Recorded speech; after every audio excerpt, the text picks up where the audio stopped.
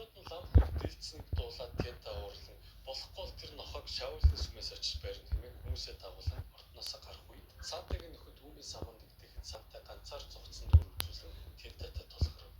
Санта түнд лампын буугч төрийг дарах үүрэгтэй байдаг тул олон хүний амьд хүрсэн чамайг шитгэхээр би иршлээ гэх тента. Би олон хүн алснаа нүнэж лам алаагүй байсан юм. Одоо харин чамайг авч үзье гэдэгтээ суулгах Санта өөрийн бүтээсэн нуруудаг саваагаараа тентатай тулгартлаа.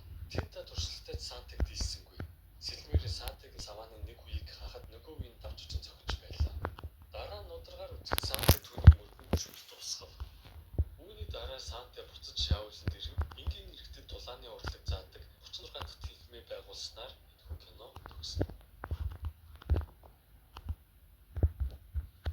90-ад оны Оросын амьдралыг гоёчж эмгтэйг өрн гайхалтай харуулсан бүгд нэг цаг үеийн илэрхийлэл болж чадсан кино бол ялцчихгүй бүүмэр юм.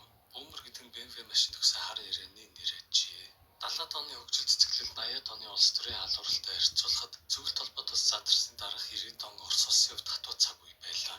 Өөрчлөлт шинжилгээний дараах ороо бусгай байдал зах зээлд юу хийх мэдгүй байсан шинэ үе, шинэ баялчууд, нийгэмд хаягдсан залуус, гангстерууд. Ийм цаг үед Москва хотын шөнийн гудамжаар хар BMW давхина. За ингээд кинонд оръё.